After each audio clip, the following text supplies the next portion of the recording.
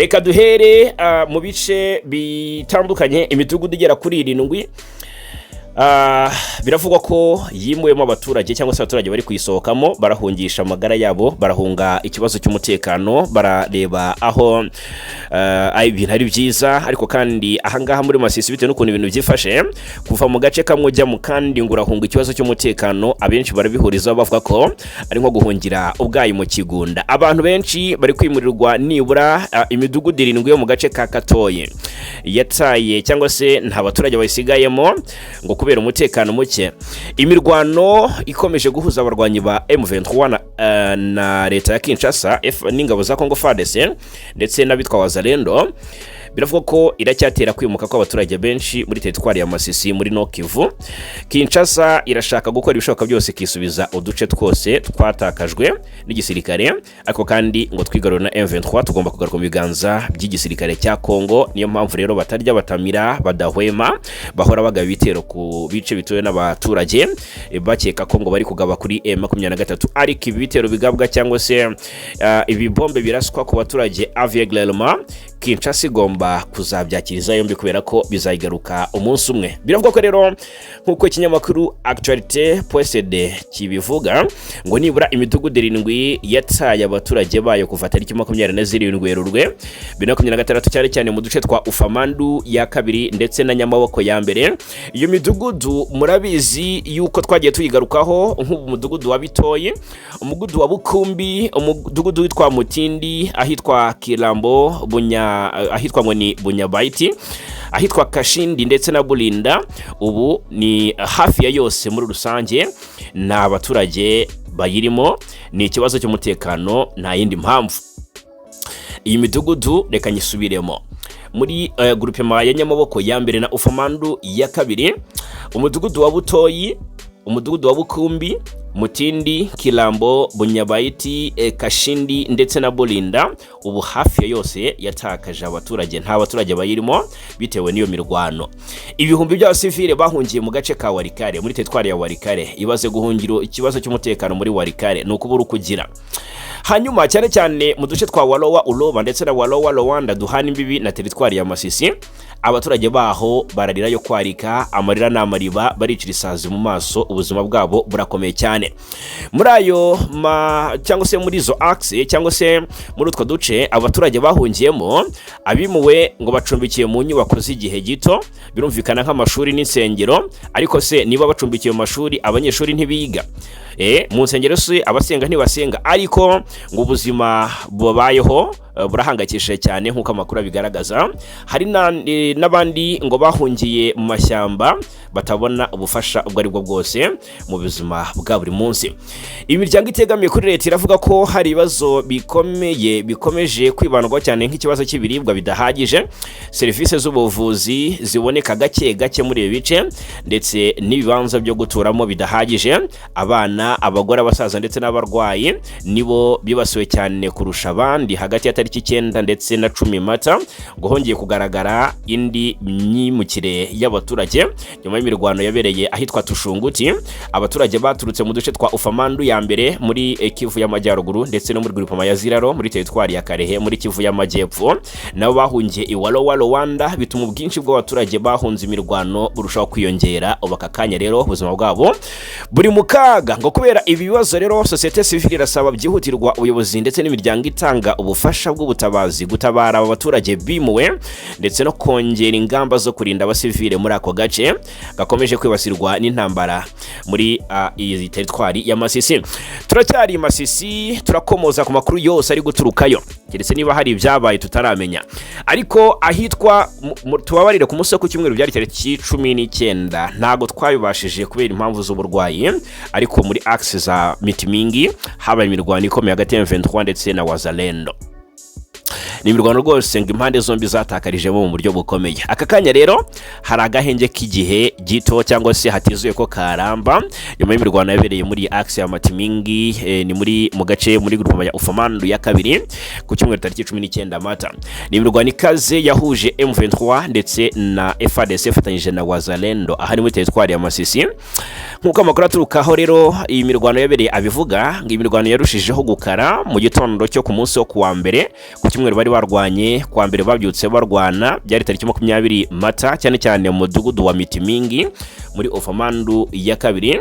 Ijwi ry'amasasu y'intwaro ziremere n'izoroheje ryumvikanye cyane mu gihe cy'amasaha menshi muri izi axe.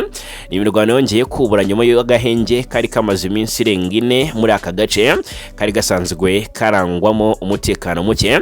Nk'uko societe civile yaho ibivuga, abarwanyi ba Wazalendo bagabye igitero cyo kwihimura mu masaha ya saa 10 z'igitondo bagamije mu by'ukuri kwiyegurira ibirindiro bya M23. Icyo gitero rero ngo cyabaye mu gihe inyeshyamba za M23 zari zirimo kwegera umudugudu wa Mitimingi.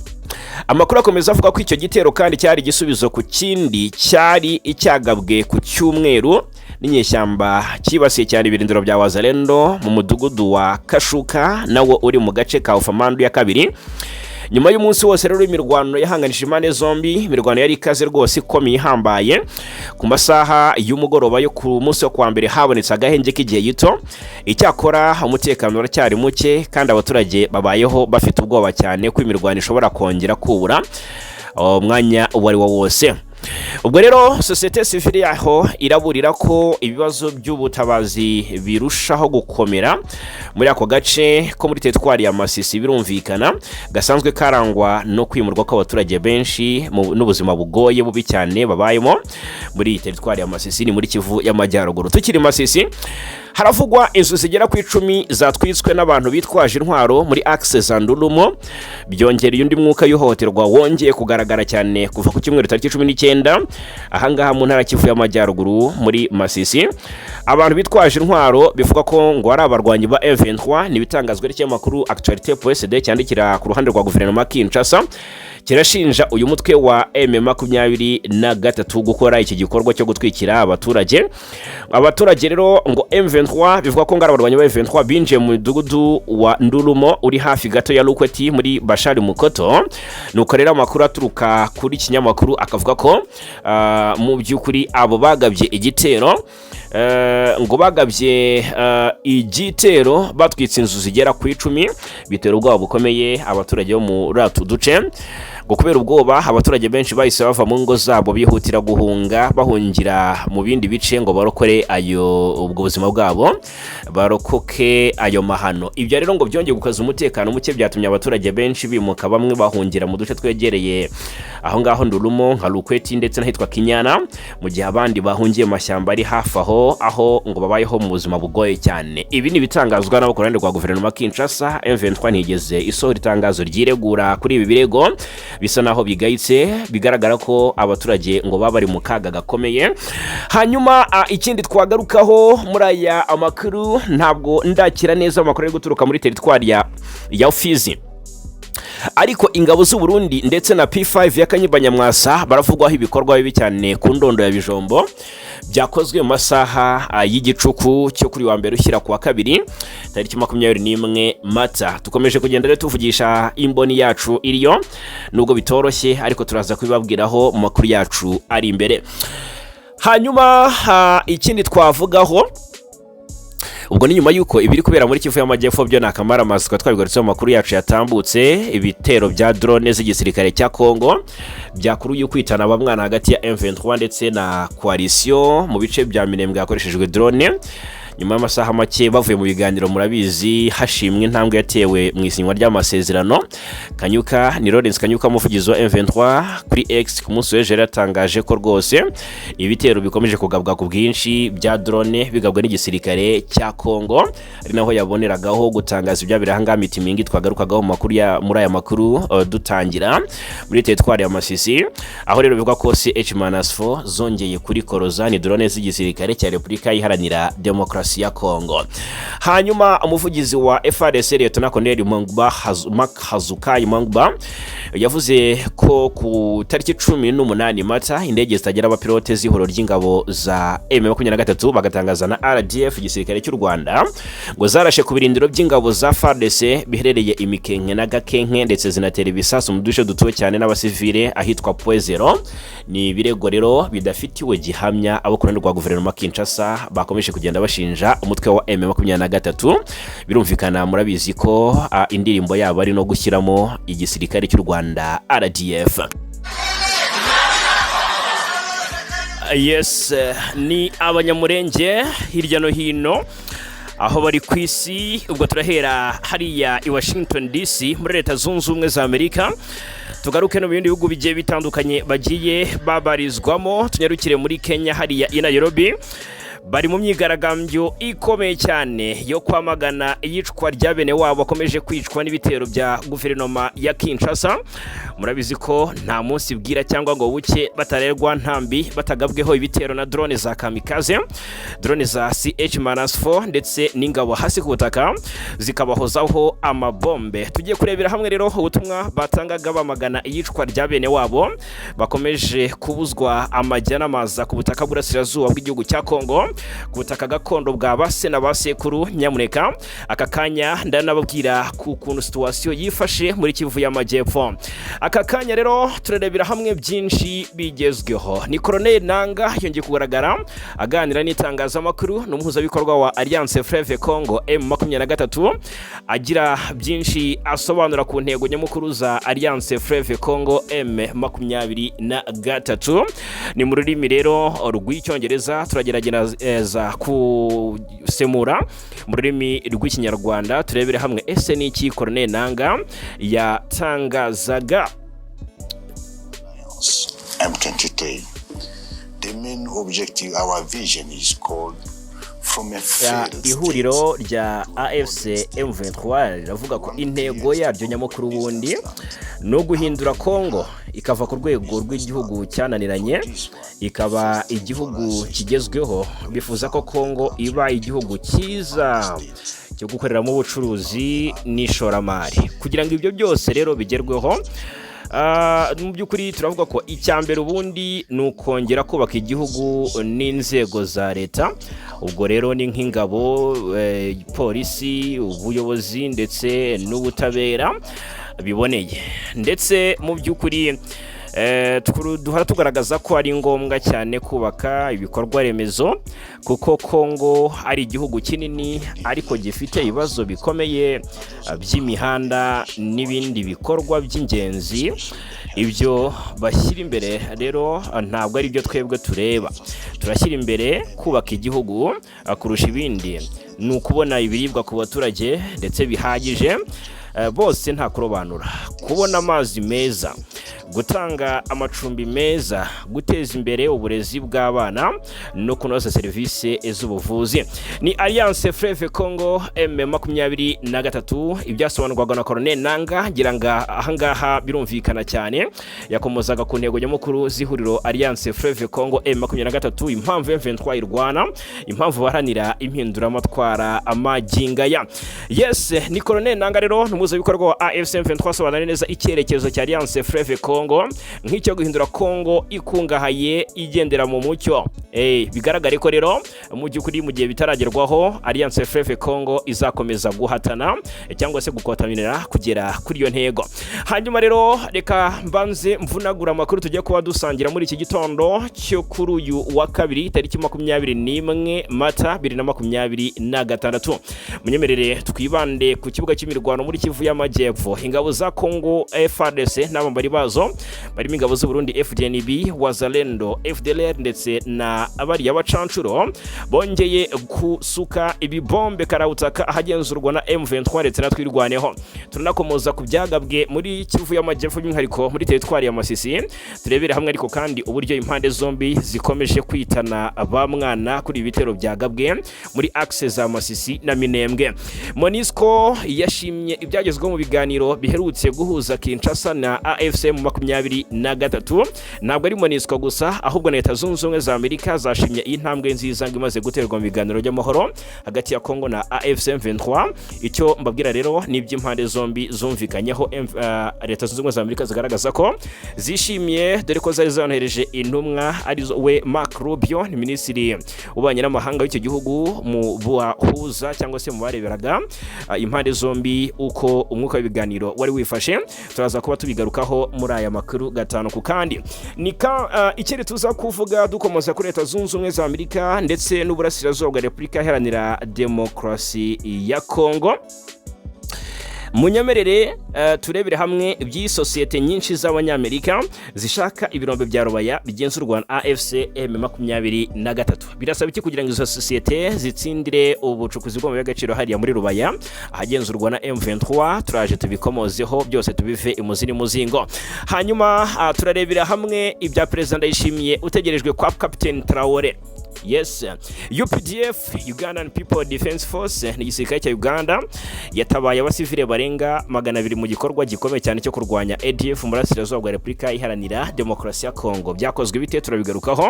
Tukivuga kuri Ndayishimiye mu Burundi, turaza gukomoza ku rugendo rwe hariya kwa Traore, ariko tunakomoze ku bimaze iminsi bitangazwa komoza ku mutwe wa FLN, n'umutwe urwanya ubutegetsi bw'u Rwanda. Ndayishimiye ushinjwa gushyikira uyu mutwe ndetse bigaragara akaba awuha byose bishoboka yarawuhaye uburya mu bushyushye. Arahamya ko ngo nta bateye u Rwanda baturutse mu gihugu cye. Ndaje mbive imuzini muzingo muri amakuru. Leta ya Kongo yatangiye gukusanya ibitekerezo ku kuvugurura itegeko nshinga. Ese abamushyigikiye ubwo ndavuga Tshisekedi ni bangahe? Abatabyumva kimwe nawe ni bangahe? Moise Gatumbi nawe urwanya ihindurwa ry'itegeko nshinga yatangaje icyerekezo gishya ku baturage ba Repubulika ya Demokarasi ya Kongo. Turabigarukaho. Umuryango OIM wamaganye ibyatangajwe na Minisitiri Judith Suminwa turuka ku masezerano ya Kongo na Amerika. Bisa nkaho Kongo itigeze ifata ayo masezerano nk'ari serious cyangwa se nkazateza intambwe ikibazo cy'umutekano kigakemuka mu buryo bwiza. Reka rero tuyavi muzini muzingo wa gatanu ku kandi bahaye ikaze. Nanabibutsa ko byoroshye cyane gukomeza kubana natwe hano kuri Ibakwe Media TV. Ni subscribe cyangwa sabone, ubundi bini inshuti bavandimwe nta kindi musabwa uretse kubiduharira. Nimero 0784483217 ni nimero yacu ya WhatsApp watwandikira cyangwa se ukaduhamagara wifuza kumenyekanisha ibikorwa byawe. Amarembo arafunguye.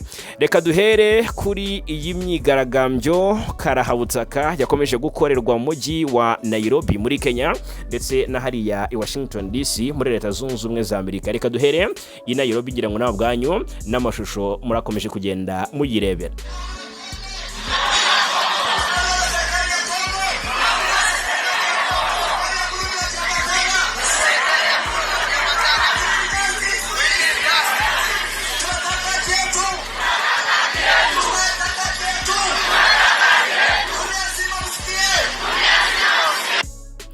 Abanyamulenge ahangaha haragaragazwa by'umwihariko abanyamulenge bari mu mujyi wa Nairobi ni muri Kenya. Murabizi ko impunzi z'abanyekongo ziri mu bihugu bigiye bitandukanye. Abanyamulenge by'umwihariko bari mu bihugu bitandukanye, mu Rwanda, mu Burundi, muri Tanzania, mu bihugu nka Kenya, Leta Zunze Ubumwe za Amerika bari mu bihugu bitandukanye hirya no hino ku isi.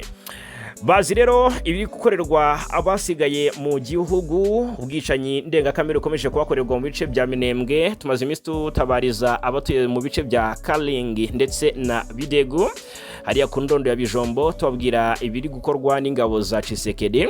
Bicwa abaturage, basahurwa, abafatwa ku ngufu, abameneshwa, bicirwa amatungo. Nubwo nabonye guverinoma Kinshasa yemeye gusinya amasezerano yo kutica abaturage ndetse no kutica mu by'ukuri amatungo yabo mu biganiro byabire hariya mu Busuwisi ahitwa Imontro. Aka kanya abaturage rero babanye Kongo bo mu bwoko bw'abanyamulenge bari hirya no hino ku isi bakoze imyigaragambyo yamagana iryo yicwa rubozo cyangwa se ubwo bugizi bwa nabi bikorerwa bene wabo batuye hariya mu burasirazuba bwa Repubulika ya Demokarasi ya Kongo. Ariko baratanga ubutumwa ko nabo ubwabo bifuza kugira amahoro no kugira gakondo yabo babuzwa mu buryo bumwe cyangwa se ubundi. Si Nairobi no muri Kenya byaruko. Abanyamulenge ibihumbi n'ibihumbi ku isi hose muri rusange niko nabivuga bakoze imyigaragambyo hano kuva Nairobi kwerekeza muri Leta Zunze Ubumwe za Amerika. Intero n'inyikirizo yari imwe. Barashaka amahoro, barashaka ubutabera ku bantu babo, barashaka ko bahabwa agaciro bambuwe. Baravuga ko agaciro kabo karenze umukungugu n'amabuye y'agaciro bya Rubaya n'abo y'agaciro hirya no hino mu bice bitandukanye by'Iburasirazuba bw'igihugu cya Kongo barutishwa. Hanyuma rero basabaga mu by'ukuri ijwi ryose ryavuga rirangurura risaba amahoro, risaba ubumwe, risaba guhabwa agaciro kubakambuwe mu by'ukuri gutabariza abanyekongo bwoko bw'abanyamulenge. Bavuga ku bitero bya drone bikorwa buri munsi imidugudu myinshi itandukanye, bavuga ku myaka 8 abo Minembwe bamaze bagoswe n'ingabo za Kongo FARDC, FDL ndetse n'ingabo z'u Burundi, bati birahagije kurenza urugero. Bati rero nta mbaraga na zimwe zashyizwe mu guhaka cyangwa se mu guhagarika ibikorwa, igihe ni kirero kugira ngo abaturage bongere bahabwe agaciro. Ndimo gahinda kadasanzwe rero ubona ko muri Leta Zunze Ubumwe za Amerika basa n'abari imbere ya White House bari barindiye umutekano n'abasirikare ba Leta Zunze Ubumwe za Amerika. Ni imyigaragambyo bigaragara ko yabaye mu mahoro, bari bafite ibipankarite, barakajwe cyane n'uburyo mu burasirazuba bw'igihugu cyabo ibintu bihora abyifashe. Bamaganaga ibi bikorerwa ingabo z'igihugu cyangwa se bikorwa n'ingabo z'igihugu, ari nako mu by'ukuri bikomeje n'ubundi gukorwa. Bya bindavuga ngo akabayishwe nde nikoga niyo koze ntigashira umunuko. Ingabo za leta ya Kongo zarimo zisuka ibitero karundura karahutaka hagenzurwa na M23 ndetse n'umutwe twaje intwaro wa MRDP twirwaneho iri mu ihuriro Alliance Fleuve Congo. Ni ibitero bikomeje gutwara ubuzima bw'abasivile benshi. Umuvugizi wa AFC M23 Lawrence Kanyuka yatangaje ko guhera mu masaa 9 y'urukerera rwo ku 20 Mata 2026 ihuriro ry'ingabo za leta ya Kongo ryagabye ibitero bya drone z'ubwiyahuzi mu gace ka Mikenke ndetse ahari muri komine Minembwe. Lawrence Kanyuka yagize ati saa 11:30 izi ngabo zanagabye ibitero mu gace gatuwe cyane ka Mitimingi muri teritwari ya Masisi, hangirika byinshi, imiryango myinshi irahunga. Mu ijoro rya 18 zishyira 19 Mata ihuriro ry'ingabo za leta ya Kongo FARDC nabwo ryagabye ibitero by'imbunda ziremereye ndetse na drone z'ubwiyahuzi mu gace ka Kalingi na Bidego muri Minembwe na Mitimingi no mu bice bihana imbibi. Lawrence Kanyuka yagize ati AFC M23 ikomeje kugaragaza ukurenga ku gahenge kenshi gukorwa nkana na leta ya Kinshasa, ishimangira ko yiteguye rwose kurwanirira abasivile no gushyiraho umwanya ukwiye w'umutekano kugira ngo turinde abaturage intambara dushozwaho na leta ya Kinshasa. Ni leta ya Kongo ikomeje kugaba ibitero nyuma yaho yo na AFC M23 byumvikanye ko imirimo y'urwego mpuzamahanga ruzajya rugenzura ibahizwa ry'agahenge mu ntara Kivu y'Amajyaruguru na Kivu y'Amajyepfo itangira vuba. N'amasezerano atangiza ibikorwa by'uru rwego yasinyiwe i Busuwisi hariya mu Busuwisi i Montreux tariki 14 Mata, ubwo impande zombi zari zikomeje ibiganiro by'amahoro byibandaga hanini kukohereza abari mu bikorwa cyangwa se kukorohereza abari mu bikorwa byo gutabara abagizweho ingaruka n'intambara. Ubwo ibiganiro byatangiye rero tariki 16 Mata byari bikomeje leta ya Kongo yari ikigaba ibitero bya drone ndetse n'intwaro ziremereye mu Minembwe na Masisi. AFC M23 rero yamenyesheje abanyekongo n'umuryango mpuzamahanga ko leta ishyize imbere intambara. Hanyuma tukivuga ku bijyanye n'aya masezerano, bigaragara ko Leta Zunze Ubumwe za Amerika ngo zishimiye cyane iyi ntambwe yatewe mu isinywa ry'ayo masezerano muri ibyo biganiro byahariya mu Busuwisi. Nkuko bigaragara mu biganiro by'ubufatanye hagati y'impande zombi byasinyiwe twabigarutseho. Masadi Bulose rero ni minisitiri cyangwa se ni intumwa ya Amerika mu bibazo bya Afurika, yagaragaje ko ngo igihugu cye ngo cyishimira cyane impinduka zigaragara mu biganiro by'amahoro hagati ya Kongo na AFC M23. Ashimangira ko ibikorwa by'ubutabazi byitezwe kugera ku baturage kandi bikuhutisha inzira iganisha ku mahoro n'iterambere mu karere.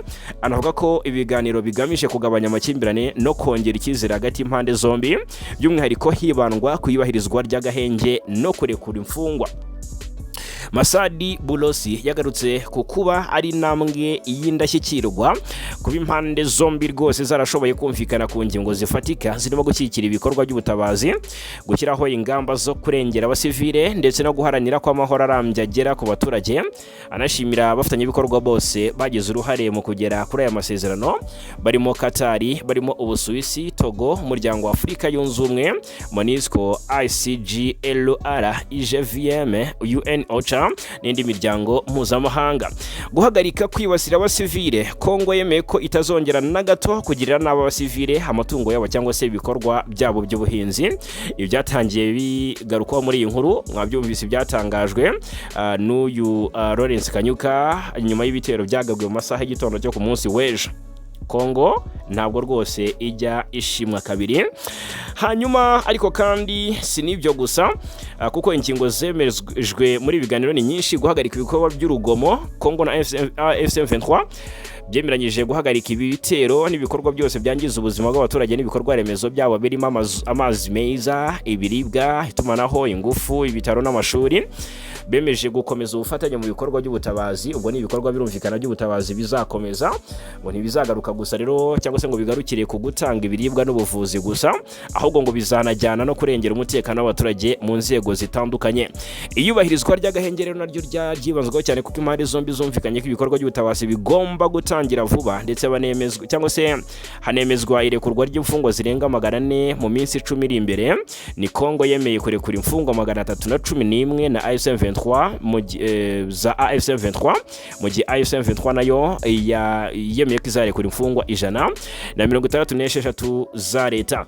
Ibiganiro byabaye mu gihe intambara n'ubundi ikomeje guca ibintu mu burasirazuba bwa Kongo, ndetse ibimenyetso by'uko rwose intambara ishobora kuza gufata indi ntera bikomeje kugenda byiyongera uko bwije nuko bukeye. Tukivuga ku bijyanye na Leta Zunze Ubumwe za Amerika muri inkuru y'umutekano mu burasirazuba bwa Kongo, agace ka Rubaya gatekanye amaginga ya nubwo ariho hiciwe Lieutenant Colonel Wilingoma, afande Wilingoma, Imana imuhiruko ridashira, yari umuvugizi wa M23 bya gisirikare, ariko akakanya Rubaya iragenzurwa na M23 kandi iratekanye. Sosiyete nyinshi rero z'ubucukuzi bw'amabuye y'agaciro zo muri Leta Zunze Ubumwe za Amerika ngo zishaka ibirombe bya Rubaya rwose muri Repubulika ya Demokarasi ya Kongo, bibamo hafi 15% bya korota yose iri ku isi ya rurema. Ni Leta ya Kongo yahaye Amerika urutonde rw'ibirombe sosiyete z'abanyamerika zagenzuraga hashingiwe ku masezerano ibihugu byombi byagiranye mu mpera za 2025 ajyanye n'ubufatanye mu iterambere ry'ubukungu. Iri huriro AFC23 rero ryanenze imyitwarire ya Leta ya Kongo, rigaragaza ko gutanga ibirombe bya Rubaya kandi itabigenzura bishimangira uburyo ikomeje gutsindwa intambara ihanganishije impande zombi. Nk'uko ibihugu byombi byabyumvikanyeho, Amerika yagombaga gusuzuma ikareba niba ibyo birombe birimo ibya Rubaya muri teritwari ya Masisi birimo amabuye y'agaciro y'ingenzi, birimo inganda z'abanyamerika zikeneye, niba ari byo inganda z'abanyamerika zikeneye. Hanyuma nk'uko byatangajwe n'ibiro ntaramakuru Reuters ku 20 Mata ni ku munsi w'ejo, umuyobozi muri Minisiteri y'Ububanyi n'Amahanga ya Amerika yavuze ko leta yabo itegereje icyo sosiyete z'ubucukuzi bw'amabuye y'agaciro zivuga ku rutonde rwatanzwe.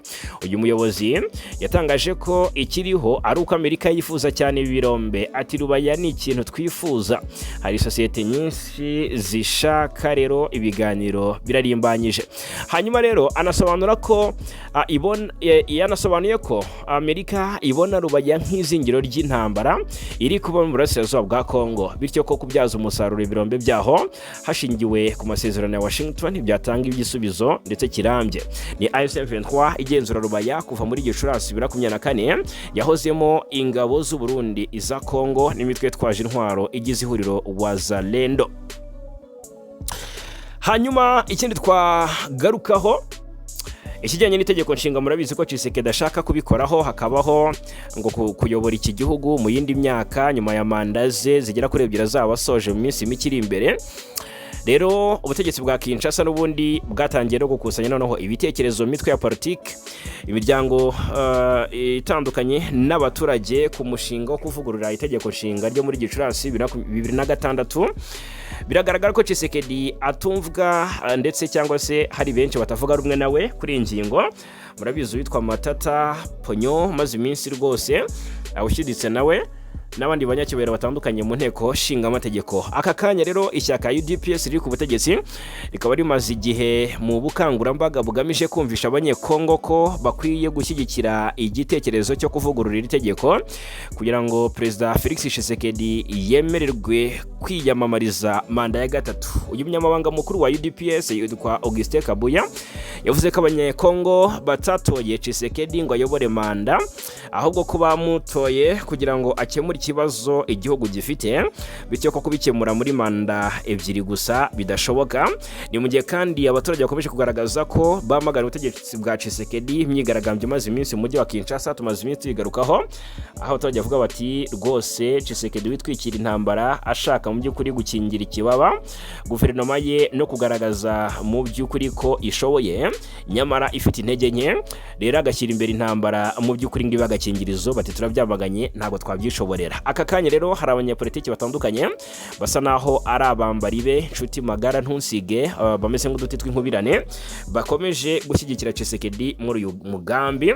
Ni mu gihe kandi abatavuga rumwe n'ubutegetsi bwa Tshisekedi bamagana iki gitekerezo basaba ko agomba kwemera gusimburwa muri 2028 kuko itegeko nshinga ryo muri 2006 rya Repubulika ribuza umuyobozi kurenza manda ebyiri. Kuri uyu 20 rero ku munsi w'ejo umunyamabanga uhoraho w'ihuriro Union Sacrée riri ku butegetsi akaba n'umuvugizi waryo Prof Andre Mbata atangaza ko rwose hari benshi bagaragaje ko bashyigikiye ko itegeko nshinga rivugururwa. Ni Prof Andre Mbata anashimangira kuri iyo cyangwa se ashingiye ngo kuri iyo mpamvu arasaba amashyaka, imiryango y'abanyamakuru ndetse n'abanyamuryango ba Union Sacrée, amadini ndetse n'abandi bo mu nzego zose zigize ubuzima bw'igihugu ngo ko batanga inyandiko z'ibitekerezo byabo kuri ingingo bitarenze tariki 20 Gicurasi, ni minsi mike iri imbere. Ubwo rero biteganyijwe ko nyuma y'icyo gihe ihuriro Union Sacrée de la Nation izashyiraho komisiyo technique izasesengura neza ibitekerezo byose byatanzwe, hanyuma raporo izajye cyangwa se raporo ngo izategura izashyikiriza Perezida Tshisekedi kugira ngo azafate umwanzuro. Ubwo rero nubwo bikitwa igitekerezo bikaba bisa na Perezida Tshisekedi yamaze kwanzura ko azakomeza kuyobora Repubulika Demokarasi ya Kongo na nyuma ya manda ebyiri, kuko tariki 8 Mata yatangaje ko afite intego yo kugira iki gihugu kimwe mu byihagazeho muri Afurika mu mwaka wa 2032. Abatavuga rumwe nawe rero nanone kuri inshuro barashyiditse, ubwo sinakoma mu by'ukuri urusyo ngo nibagirwe ingasire. Yitwa Moise Katumbi aratanga igitekerezo cyangwa se yatangaje ibisa nk'icyerekezo gishya ku baturage ba Repubulika Demokarasi ya Kongo. Murabizi ko rwari rugeretse mu matora yo mu bihe byashize hagati ye na Tshisekedi, murabizi ko ari we waje no kumugwa mu ntege mu majwi. Moise Katumbi rero akaba n'umwe mu bavuga rikijyana muri Repubulika Demokarasi ya Kongo. Ni mu gihugu cya Kongo rero n'umwe mu banyapolitiki bakomeye ndetse yageze guhatana amatora y'umukuru w'igihugu, yongeye no kugaragara rero agaragaza icyerekezo cye ku hazaza h'igihugu, avuga ko afite ubushobozi n'ubunararibonye byo gukemura ibibazo byugarije abanyekongo.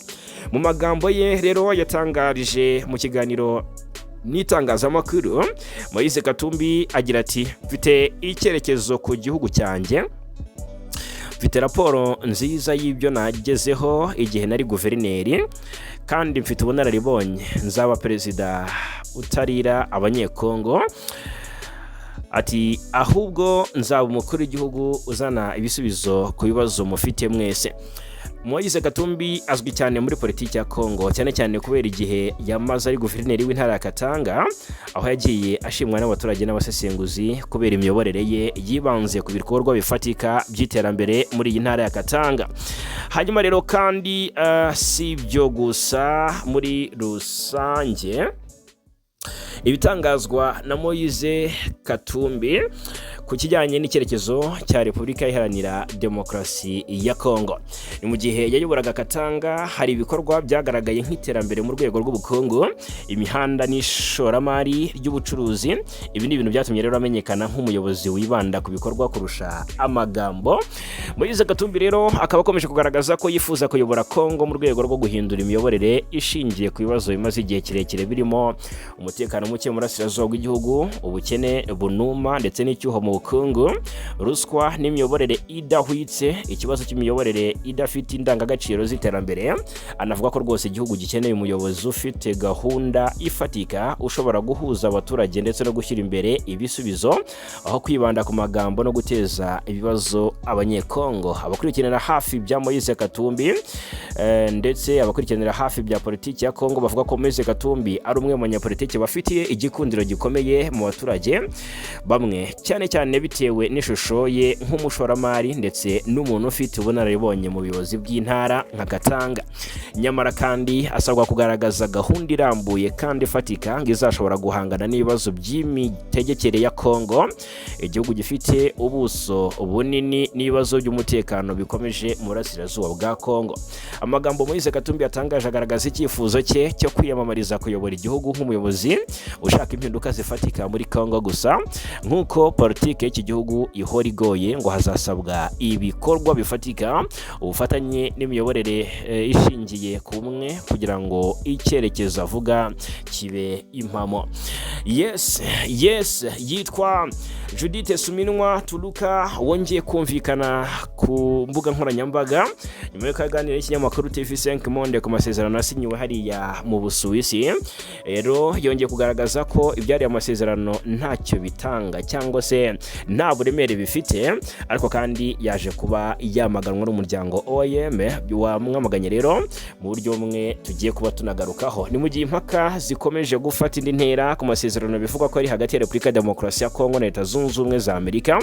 Umuryango mpuzamahanga wita kubimukira OIM watangaje ko nta ruhare na ruto wagize muri ayo masezerano, uhakana ibyatangajwe na Minisitiri w'Intebe Judith Suminwa Tuluka mu kiganiro aherutse kugirana na TV5 Monde. Ni OIM yasobanuye ku mugaragaro ko idashobora kugira uruhare mu masezerano ayo ari yo yose atubahirije amahame shingiro agenga ibikorwa byayo, cyane cyane ajyanye no kurengera uburenganzira bwa muntu ndetse n'ubwabimukira. Uyu muryango hubukije ko ibikorwa byawo byose bishingiye ku bwumvikane busesuye bw'abarebwa n'ibikorwa, kandi kudashobora rwose kwinjira mu masezerano ayo ari yo yose utabigizemo uruhare mu buryo buziguye kandi bwemewe. Ni magambo yayo rero OIM yasobanura ko nta gikorwa dukora hatabayeho kwemera ku bushake kw'ababigizemo uruhare. Ntituri mu masezerano ayo ari yo yose y'ibihugu byombi hagati ya Kongo na Leta Zunze Ubumwe za Amerika. Dufite uburenganzira busesuye bwo kwanga cyangwa se guhagarika uruhare rwacu igihe cyose tubona ko amahame yo kurengera abantu atubahirijwe uko bikwiye. Ni amagambo yaje akurikira ibyo Suminwa yatangaje, aho yashimangiraga ko hari ubufatanye buriho hagati ya Leta ya Kongo na Leta Zunze Ubumwe za Amerika ndetse na OIM, ibintu byahise biterwa utwatsi n'uyu muryango mpuzamahanga. Yes, nibyatangajwe na Suminwa rero ubwo kubijyanye n'amasezerano hagati ya guverinoma ya Kinshasa ndetse na AFC M23 yasinyiwe hariya mu Busuwisi. Judith Suminwa Tuluka yumvikanye rwose asa n'utangaza ko rwose ari amasezerano cyangwa se biriya biganiro byabereye i Montreux mu Busuwisi hagati y'intumwa za Alliance Fleuve Congo na Leta ya Kinshasa ngo ntacyo bifatika, ngo cyangwa se ngo nta gifatika cyagezweho cyangwa se cyakwitegwa. Ati haracyari imbogamizi zikomeye cyane ku kibazo cyo kongera gufungura ikibuga cy'indege cyangwa se ibibuga by'indege bya Goma na Kavumu ni hafi ya Bukavu, nyamara ngo bifatwa nk'iby'ingenzi mu korohereza ibikorwa by'ubutabazi. Uyu rero ni Judith Suminwa Tuluka warikoroje mu by'ukuri mu buryo bukomeye cyane. Hanyuma reka noneho nanone kuri iyi nshuro tugaruke turebera hamwe ibikubiye mu makuru. MONUSCO nayo yari yashimye ibyagezweho muri aya masezerano yo mu Busuwisi. MONUSCO ni umuryango mpuzamahanga, ni umuryango w'abibumbye ushinzwe kugarura amahoro n'umutekano burasirazuba bwa Repubulika ya Demokarasi ya Kongo. MONUSCO yagaragaje amashimwe no kunyurwa ndetse no gushyigikira ngo ibyagezweho mu biganiro byabereye i Montreux hagati y'impande zombi ni M23 ndetse na guverinoma Kinshasa. Ni ubutumwa rero bw'umuryango w'abibumbye MONUSCO bwari indorerezi muri ibiganiro byateguwe na Katari mu Busuwisi, bwishimiye amasezerano yo kugeza ubufasha kuba bukeneye mu burasirazuba bw'igihugu, ivuga ko bugomba mu by'ukuri bugomba kwihuta butekanye burambye kandi nta nkomyi. MONUSCO rero igasaba kandi ngo impande ziri mu ntambara gufata ingamba zose zikenewe kugira ngo imfungwa zirekurwe kandi ziguranwe bitarenze icyumweru gitaha. Ni MONUSCO kandi ivuga ko yiteguye gutanga inkunga y'ibikoresho na tekiniki mu gukurikirana ihagarikwa ry'imirwano. Ubu butumwa bw'umuryango w'abibumbye kandi burasaba guhagarika ikoreshwa ry'indege zitagira abadereva hamwe n'ikoranabuhanga ribuza GPS gukora neza hamwe no kwizezwa gukoresha ibibuga by'indege n'ikirere mu mutekano wose. Nubwo hashimirwa ibyagezweho mu biganiro byo mu Suisse, ariko impande zombi mu by'ukuri haracyari ibindi bintu byinshi ngo zitumvikanaho. Abagize ihuriro Alliance FRF Congo nk'urugero barasaba cyane cyane gukuraho ibihano by'urupfu kuri bamwe mu banyamuryango baryo ndetse no gufungura amabanki mu turere rigenzura. Ibi rero nabyo ni biri kugenda bitangazwa. Hanyuma rero mu yandi makuru yitwa Perezida Evariste Ndayishimiye nk'ubu ngubu ategerejwe mu gihugu cya Burkina Faso kwa Captain Ibrahim Traoré. Ni mu ruzinduko rw'akazi rugamije ubucuti. Ndayishimiye rero nk'uko bigaragara Perezidansi ya Burkina Faso mu itangazo yasohoye ku munsi w'ejo yavuze ko Perezida Ndayishimiye ari nawe uyoboye umuryango wa Afurika yunze ubumwe ayo asura kiriya gihugu kuri uyu wa yari busura iki gihugu yanagisuye rwose kuri uyu wa mbere tariki 20 Mata. Yakiriwe mu ngoro y'umukuru w'igihugu ya Kuluba aho yagiranye ibiganiro na mugenzi we wa Burkina Faso Captain Ibrahim Traoré. Murabizi ko ibi bihugu byombi bibanye neza rero. Hanyuma ariko icyo nashaka kuhita nkomerezaho kuri iyi nkuru yandayishimiye, reka turebera hamwe ibyo atangaza ku mutwe wa FLN urwanya ubutegetsi bw'u Rwanda. Yatangaje ko ngo u Rwanda ruha inzira abajya guhungabanya umutekano w'igihugu cyabo kandi ko kandi cyo ngo kitemerera abagituramo kuruhungabanya, ariko ibimenyetso bigaragaza ukundi kuri. Mu kiganiro cy'amakuru yaga Burundi giherutse kuba, Ndayishimiye yakomeje gushimangira ko yari akwiye gufunga umupaka w'igihugu cyabo n'u Rwanda mu rwego rwo gukumira cyangwa se abakwambuka bajya guhungabanya umutekano w'igihugu cy'u Burundi. Ati u Rwanda nitwumvikana ku byerekeye abagizi ba nabi baza gutera u Burundi, ni ukuvuga u Rwanda rurabafungurira bo bakaza gutera u Burundi. Nta gihe u Burundi burafungurira umuntu ujya gutera u Rwanda. Murabyuka kuva mu mpera za 2023 ubirego bya Ndayishimiye byatangiraga, u Rwanda rwabiteye utwatsi rusobanura ko nta gihe rwigeze rukorana n'abarwanya u Burundi bwe rwibutsa leta y'u Burundi. Hanyuma rero umunyamakuru yabashije Ndayishimiye niba igihugu cye kidashobora kwicungira umutekano mu gihe imipaka ifunguye, agaragaza ko rwose atabyizera mu gihe hari urujya n'uruza, kuko hari igihe baca muri humye inzego z'umutekano zabo bigatera u Burundi cyangwa se bagatera u Burundi. Ati abarundi miliyoni 12 tubatondetse kuva hariya ku Rwanda, turebe ko bagera imuyinga hakabura irembo risigara, uburyo ducunga uzabimenye. Ati uzabimenye umunsi baje twafungura wasanga barimo baratugera hano nyine. Ati wasanga barimo baragutera hano nyine.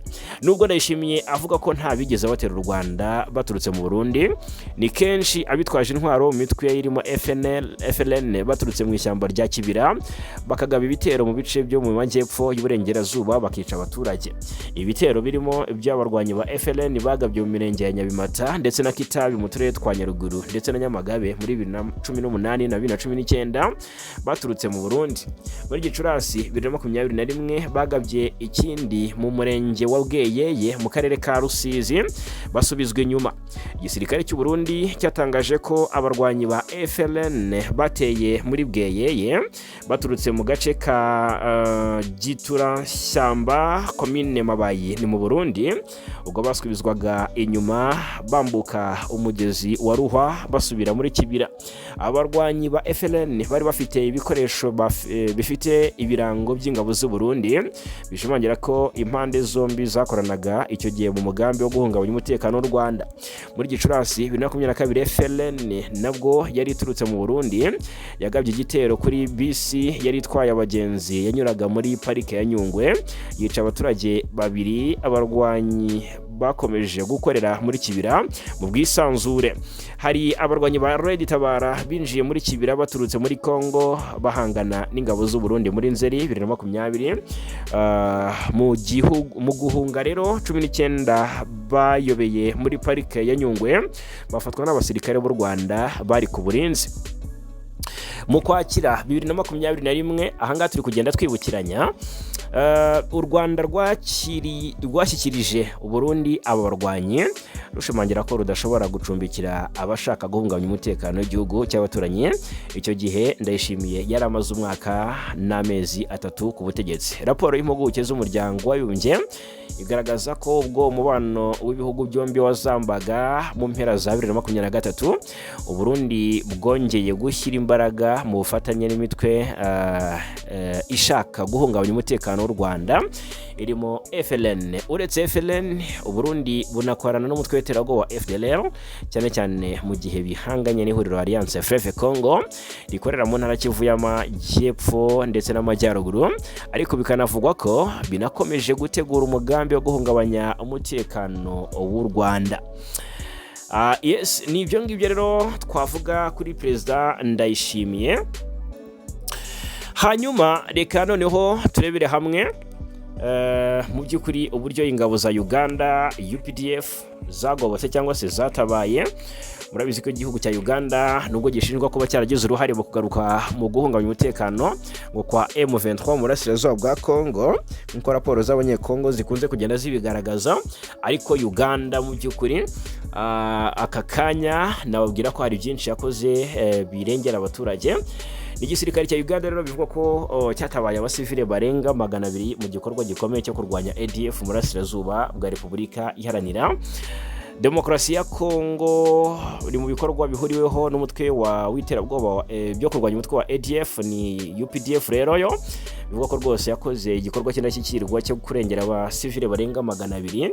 Ibyatangajwe ku munsi w'ejo bundi ku cyumweru tariki 19 aho igisirikare cya Uganda cyemeje ko abo basivile bari bafungiye mu kigo cya ADF giherereye hafi y'umugezi wa Epulu mu ntara ya Ituri. Icyo kigo rero bivuga ko cyari kiyobowe n'umwe mu bayobozi b'uyu mutwe uzwi ku izina rya Sebagala, uzwi kandi ku kazina ka Muze Meya. Mu gihe igisirikare cya Uganda cyagabaga icyo gitero, cyatangaje ko cyishe abarwanyi benshi ba ADF ndetse kigaruza intwaro nyinshi zari zarahishwe muri icyo kigo. Abagerageza rero guhunga nabo bafashwe miri, ibintu bigaragaza igitutu gikomeye. Uyu mutwe kandi ukaba uri gushyirwaho ni igitutu gikomeye uyu mutwe ukomeje gushyirwaho n'ibitero by'ingabo za Uganda. Mu basivile babohowe harimo abana bigaragara ko bari bahitanywe cyangwa se bari baboshywe na ADF, ndetse hakaba n'umukobwa w'imyaka 14. Amakuru yatanzwe n'abarokotse akavuga ko mu gihe bari bafungiye muri icyo kigo babagaho mu buzima bubi cyane, aho ADF yahozaga cyangwa se yabahozaga ku nzara nk'intwaro yo kubacisha intege, cyangwa se ikabahatira imirimo y'agahato ndetse ikanabahanisha ibihano bikomeye igihe tubahirizaga amabwiriza yayo. Ibi rero byongeye kugaragaza uburyo uyu mutwe ukomeje gukoresha ubugome n'ihohoterwa rikabije ku basivile mu duce ugenzura. N'igisirikare cya Uganda kandi cyanatangaje ko cyagabye n'ibindi bitero ku birindiro bya ADF biherereye mu bice bitandukanye byegereye umugezi wa Ituri, aho cyafashe miri abarwanyi bamwe bari bagerageje guhunga ibyo bitero. Kuva mu ntangiriro z'ukwezi kwa mbere uyu mwaka, UPDF yakajije ibikorwa byayo bya gisirikare mu rwego rwo guhashya burundu uyu mutwe nyuma y'imyaka myinshi ukomeje guhungabanya umutekano w'abaturage mu burasirazuba bwa Kongo. Uyu mutwe wa ADF washinzwe mu myaka y'1990 muri Uganda, ariko nyuma uza kwimukira mu mashyamba ya Repubulika ya Demokarasi ya Kongo, aho ukomeje ibikorwa by'iterabwoba, ubwicanyi n'ishimuta ry'abaturage.